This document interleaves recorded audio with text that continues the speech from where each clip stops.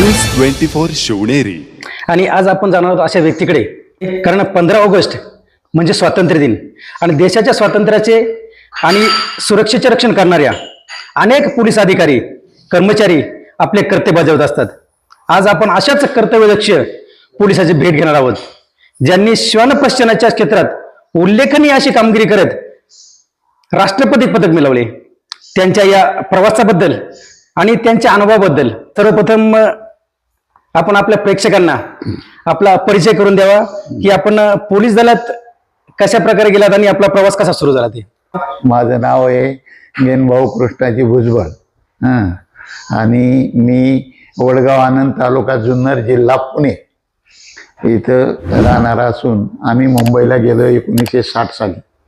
1960 साली मुंबईला गेल्यानंतर काही दिवस मार्केटमध्ये काम केलं. 62चा वार झाला, त्यावेळेला मिलिटरीमध्ये भरती झालो. वडिलांनी शेतकरी असल्यामुळे मी मोठा मुलगा एकटाच, त्यामुळं त्यांनी मला जाण्याबद्दल बिलकुल जायचं नाही बाळा म्हणून त्यांनी मला खूप हे केलं, प्रेशर केलं, माझी काही जावं नाही दिलं. त्याच्यामध्ये मला भायखळ्यामध्ये मार्केटमध्ये मी कामाला असताना वामन सकाराम काळभोर म्हणून खूप सुशिक्षित आणि चांगले धंदावाले सेट होते. त्यांनी मला सांगितलं, बाळा तो जायचं नाही. मी म्हटलं, शेठ बाजारामध्ये काम करून काय मिळणार आम्हाला, सर्व्हिस नाही, फंड नाही, काय नाही. ते म्हणले, तू घाबरू नको, मी आहे तोपर्यंत. त्यांनी माझा 20,000 रुपयाचा त्यावेळेला विमा उतरला आणि त्याचे पैसे मी भरले, मी आहे तोपर्यंत. तर ते पण माझ्या डोक्यामध्ये ते सगळं म्हणजे बाजार ह्या व्यापार करणं आवडाना. मग मी भरती आली, कोणाला न सांगता भरती झाली. RPF रेल्वे पोलीसमध्ये भरती झाल्यानंतर मला लगेच ताबडतोब त्यांनी काय योग आमचा चांगला की पंढरपूरची एकादशी होती आणि त्या एकादशीला बंदोबस्ताला माणसं नव्हती, म्हणून त्याने आम्हाला पहिलंच ट्रेनिंग नव्हतं, काय नव्हतं, व्यारिकलाच होतो. खाकी काय शर्ट दिल्या, एक हाफ पॅन्ट दिली आणि मिरजला बंदोबस्ताला पाठवलं. तिथे ते भोसले म्हणून हवालदार होते, त्यांच्या हाताखाली आम्हाला नोकरी करायला मिळाली. त्यांनी आम्हाला लगेच पंढरपूरला दर्शन करून या. आम्ही काय झालं, दर्शनाला गेलो, तिथे SP साहेबांना भेटलो. त्यांनी सांगितलं, ठीक आहे, जातो मी, दर्शन करून या. आतल्या लाईनने सोडलं. माझ्याबरोबर एक कटके आणि बोडके म्हणून नाशिकचे 2 होते, आम्ही दोघं तिघे. नक्कीच हा सगळा प्रवास तुमचा होता या देश सेवेमध्ये. साधारणपणे किती वर्षे हा प्रवास केला? 40 वर्षे 7 महिने. 40 वर्ष आणि 7 महिने हा प्रवास केला. नक्कीच तुम्ही प्रथमतः पोलीस दलात जॉईन होताना पोलीस म्हणून जॉईन झालात. हो. परंतु नंतर तुम्ही श्वान पथकाकडे म्हणजे डॉग स्क्वॉडकडे तुम्ही गेलात, तर कसा तुमचा कल निर्माण झाला आणि नक्की काय? त्याला एकच कारण झालं की आम्ही कल्याणला आमची पहिली पोस्टिंग झाली सुरुवातीला ट्रेनिंगवरून आल्यानंतर. आणि पोस्टिंग झाल्यानंतर तिथे एक भयंकर डेंजर असा गुन्हेगार होता. माझ्या जोडीला एक मोहम्मद खान म्हणून होते पुण्याचे. त्यावेळेला असं परिस्थिती असायची का गाव म्हटल्यावर जरा बरं वाटायचं, एकमेकाचं मैत्री आमची.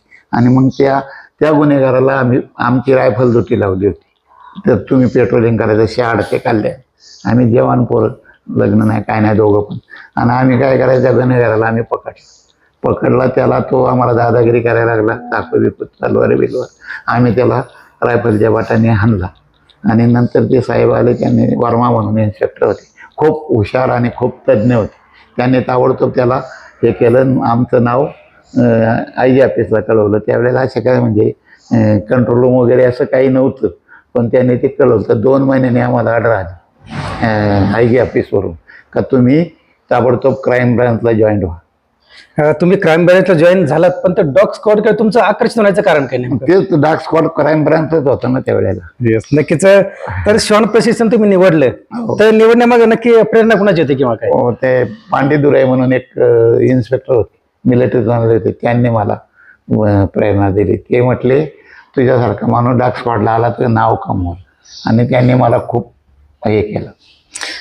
नक्कीच सामान्य माणसाच्या दृष्टिकोनातून डॉग ट्रेनिंग म्हणजे कुत्र्याला शिकवणं एवढं सोपं नाही, परंतु पोलिसांच्या श्वान पथकातील प्रशिक्षण नेमकं किती कठीण असतं काय?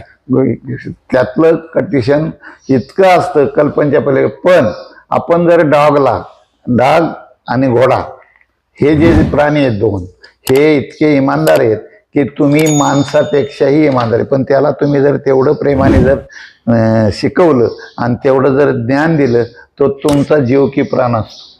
तेव्हा तुम्ही त्याला शिकवताना डॉग शिकवताना त्याला खूप प्रेम द्या आणि तेवढंच त्याच्यावरती दबाव बी ठेवा, तर तो इतका व्हेरीफाय होतो. तसं म्हणजे जुनी उदाहरणं आहेत आपल्याकडे.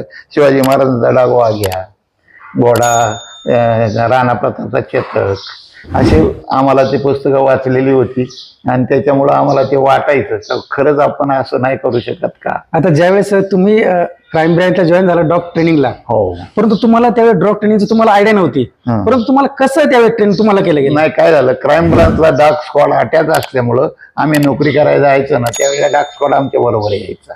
तेव्हा डॉग स्क्वॉड नवीनच होती आणि तो डॉग स्क्वॉड आमच्या बरोबर असायचा, तर ते लोक यायचे घेऊन.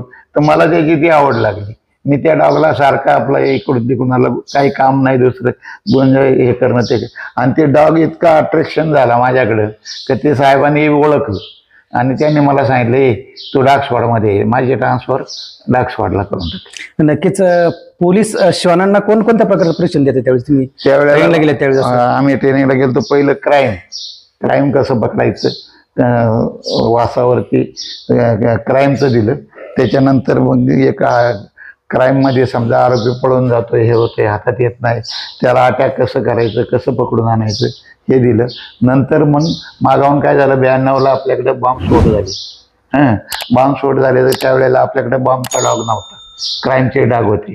आम्ही त्यातूनही एवढी डेअरिंग करायचं की त्यातूनही आम्ही गाड्या चेक करायचं ह्याच डॉगकडून. पण आमच्या डॉगची आम्हाला एवढी व्हेरिफिकेशन होतं की तो आमच्या नजरेपेक्षा त्याची नजर तेज असून तो आम्हाला इशारा देणार ही आहे वस्तू म्हणून. तरी बॉम्बचं नसताना आम्ही बॉम्ब ट्रेनिंग स्पॉटिंग केली आणि त्याच्यानंतर मग आम्हाला एक डॉग दिला. तर त्याच्या ट्रेनिंग करता मला मेरठला पाठवलं साहेबांनी. नक्कीच. साधारणपणे तुम्ही श्वानाला ट्रेनिंग करताना साधारणपणे त्याला प्रशिक्षित करण्यासाठी किती वेळ लागतो? कमीत कमी 9 महिने लागतात. कमीत कमी 9 महिने. 5 महिन्याचा होऊन आपल्याकडे देतात आणि मग तो 4 महिने दे आपण त्याचं ट्रेनिंग करायचं. पण 5 महिन्यापर्यंत त्याला वाढवायचं. तसं 2 महिन्यापासूनच आमच्याकडे यायचं, पण 5 महिन्यापर्यंत त्याला सवय लावायच्या सर्व. साधारणपणे आता हे श्वान जे आपण तयार करतात किंवा ट्रेनिंग देतात, तर यांची कशा प्रकारे निवड केली जाते? साधारणपणे यांची निवड करण्याचे त्याचे डोळे, त्याचं नाक किती लांब आहे, डोळे कसे आहेत, शार्क आहे, त्याची ऍक्टिव्हिटी जी काय असेल चांगल्या प्रकारची ती घ्यायची आणि त्याच्यापासून हा कुठल्या तऱ्हेने ट्रेंड होऊ शकेल हा अनुभव घ्यायचा. नक्कीच. आता तुम्ही बऱ्यापैकी श्वान ट्रेन केले किंवा अनेक तुम्ही स्फोटक असेल किंवा इतर गुन्हेगारांना तुम्ही सापडून दिले. त्याचं आता सध्या काय चाललंय, सध्या बॉलिवूड हॉलिवूडचा जमाना आहे, तर आपल्या श्वानाच्या अशा एखाद्या चित्रपटात वगैरे असं वापर झाला किंवा? मी केलं ना, मी केलं. श्याम म्हणून एक डॉक्टर चौधरी यांचा डॉग होता, प्रायव्हेट होता तो, पण त्याला मी ट्रेनिंग करायला जायचो. त्यांचे माझे घरचे संबंध असायचे आणि डॉक्टर चौधरी म्हणून साईनला. आता त्याच्यामध्ये तुम्हाला सांगतो मी, आमचे डॉग आमच्याकडे IG भावी साहेब आले होते, सुधीर भावे, आणि त्यांचे प्रोडक्टर आपले हे पिक्चरचे आता मला नाव नाही आठवत. नाही, तेरी मेहरबानी वगैरे त्या चित्रपटामध्ये तुमच्या डॉगने काम केलेलं आहे. तो श्याम तेरी मेहरबानीमध्ये श्यामनीच केलं. तुम्हाला सच्च्या झुटामध्ये श्यामने केलं. तुम्हाला सांगतो परत आमचे डॉग भावेसाहेबांक मागणी झाली का तुमचे डॉग याला पाहिजे म्हणून पहिला पिक्चर कैदमध्ये आमचे दोन्ही डॉग फोर्सचे काम करत होते आमच्या आयजींकडून. तर त्यांना ते खूप सुटेबल, ते लीला चंद्रावर आणि विनोद खन्ना याच्याबरोबर केलं. त्याच्यानंतर दुसरे आमचे डॉग याच्यामध्ये दुसऱ्या पिक्चरमध्ये कुठले गेले, प्यार तो होते रहेगा, गोविंदा आणि किमी काटकर, त्यांच्याबरोबर मला भानूला पाठवलं शूटिंगला आमचा डॉग घेऊन. तर मी 5 दिवस तिकडे होतो. तेव्हा त्या डॉगचं काम बघून ते प्रोडक्टर इतके खुश झाले, त्याने आमच्या आईजीला पाठवलं आणि खूप म्हणजे इतके परफेक्ट काम. आपल्याला जे राष्ट्रपती पद मिळालं, तर राष्ट्रपती पदक मिळालं तो क्षण नेमके कसा होता, त्यावेळेस भावना कोणती होती? त्यावेळेला अशी भावना होती की आपण अजूनही काही करावं. आणि रामदास शर्मा साहेब हे राष्ट्रपती होते त्यावेळेला, त्यांनी मला हे पद दिलं आणि त्यांनी खूप गौरव केला. त्याच्यावर मला प्रमोशन दिलं. प्रमोशन दिलं, मग SIचा PSI झालो, असं पुढं वाढत गेलं. आणि नंतर मला डाक स्क्वॉडचं भावे साहेबांनी, डाक स्क्वॉड इन्स्पेक्टर असतो तिथं पोस्ट, पण मी तेवढं शिक्षण नव्हतं माझं, तर त्यांनी मला इन्चार्ज बनवलं सेंट्रल रेल्वेचा. 27 डॉग माझ्या अंडरमध्ये होती. पण परिस्थिती अशी का त्या इन्स्पेक्टर मला बनवू शकत नाही म्हणजे, तो एक मॅट्रिकचं सर्टिफिकेट आहे. साहेब मला बोलले मी तुला इन्स्पेक्टर बनवू शकतो. नक्कीच ज्यावेळी तुम्हाला राष्ट्रपती पदक मिळालं त्यावेळेस नक्की कोणत्या सेवेची दखल घ्या तुम्हाला राष्ट्रपती मिळाले त्यावेळेस? त्यावेळेला काय झालं की इथं आहे ते सर्टिफिकेट, एक भाळवणीला असं एक कोरडवाडी ते भाळवणी स्टेशनच्या मध्ये गाड्या अडवायचे, फासावारदी लोक सिग्नल बांधायचे आणि गाड्या लुटायचे.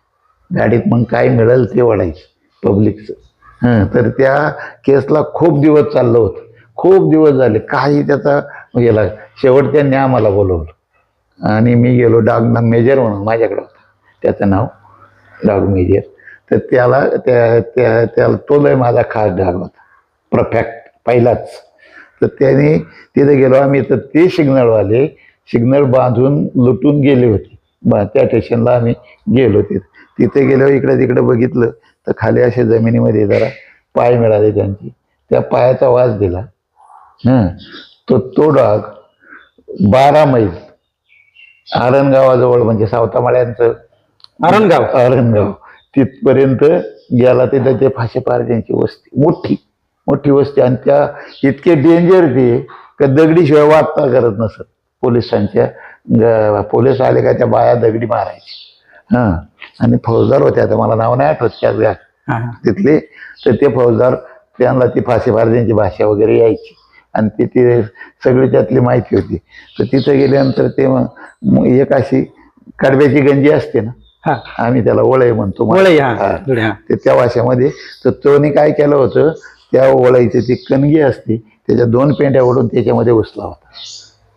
तो गुन्हेगार शिरप्या नाव होतं त्याचं. आणि तो घुसल्यावरती कुत्रा माझा गेला, तिथं ती फिरायला लागला. त्या बाया सगळ्या आल्या, काय असं तसं. त्या फौजदारांनी सांगितलं पुढं आल्या ना, असं काय वाटेल ते बोललं असं त्यांच्या भाषेत. आणि तरी एकीनं काय केलं, 4 वर्षाचं पोरगं होतं कडेवर, ते धरलं फेकून दिलं आमच्या पुढे. असं गोल फिरून टाकलं, तरी आम्ही काही घाबरलो नाही. आणि कुत्रा असा गेला फिरत फिरत, त्याला तो आवाज आला, त्या शिरप्याला, त्याचीच बायको होती ती.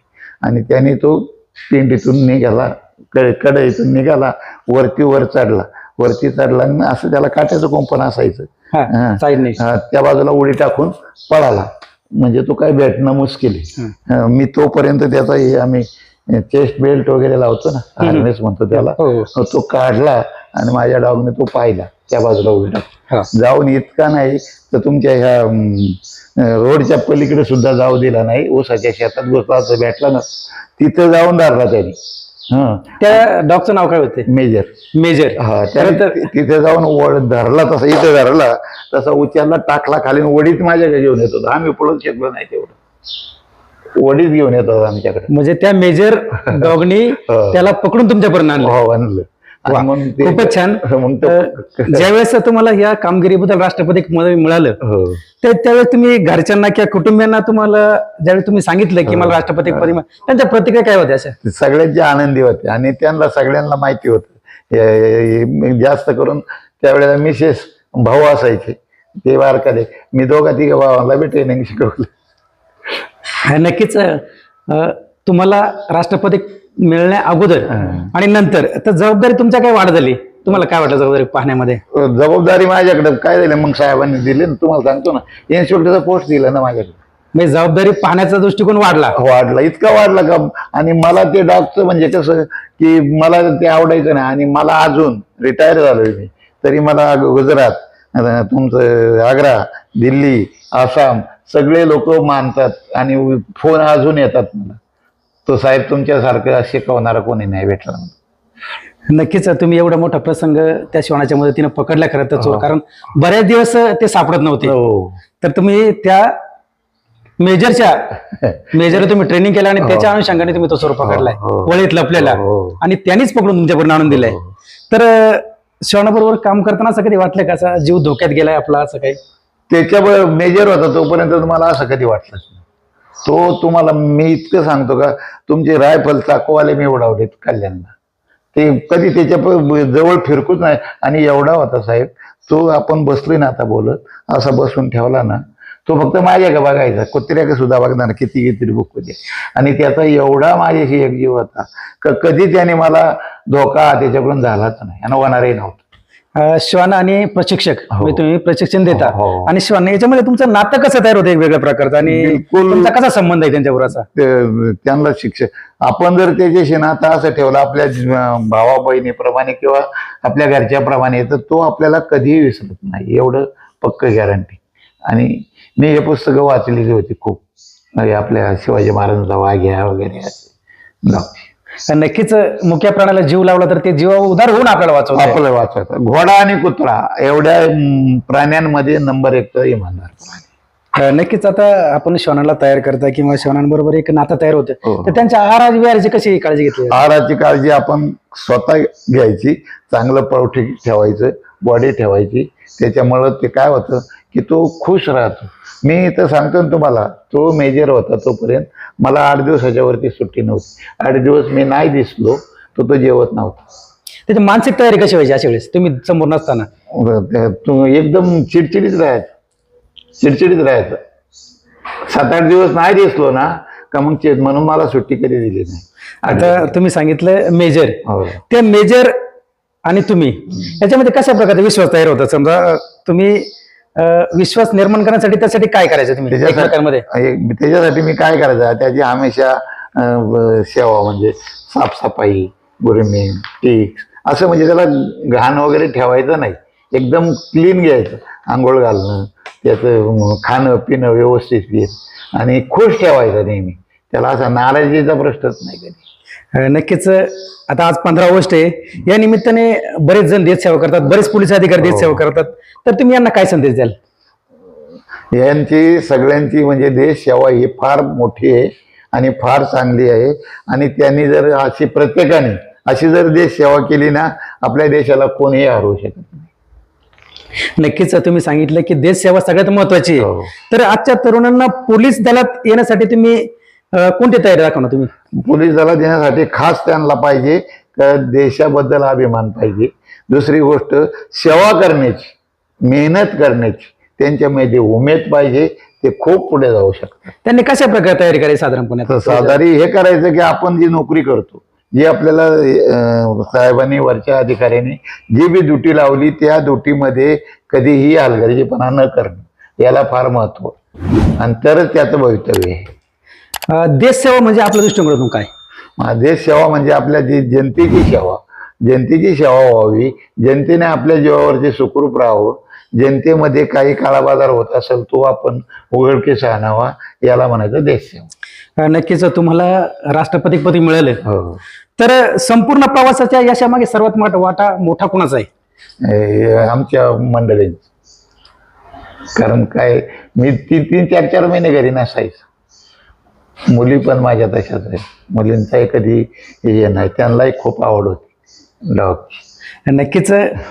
एखाद्या पुरुषाच्या यशामागे खरं तर कर्तृत्व स्त्रीचा वाद नाही काही. पाठीमागे खरं तर स्त्री कारणीभूत असते कोणत्या पुरुषाला कर्तृत्व बनवण्यासाठी किंवा पुढे जाण्यासाठी. मला तुम्हाला सांगायचं साहेब, मी कधी डार्क स्क्वॉड मध्ये नोकरी केली, मी कधी घरी असं याचा तपासत नव्हतं. 3-4 महिने मी आलो नाही, तरी त्यांनी सगळं घर सांभाळलं. नक्कीच. देशाच्या सुरक्षेसाठी धडपडणाऱ्या आणि उत्कृष्ट काम करणाऱ्या अनेक कर्मचाऱ्यांना या कर्तृत्वामुळे आपला सार्थ अभिमान आहे. कारण का श्वान प्रशिक्षणासारख्या उत्तम कामगिरी करून देशसेवा करणारे खरंच या पोलीस जवानांना आणि सर्व जवानांना न्यूज 24 शिवनेरीचा सलाम.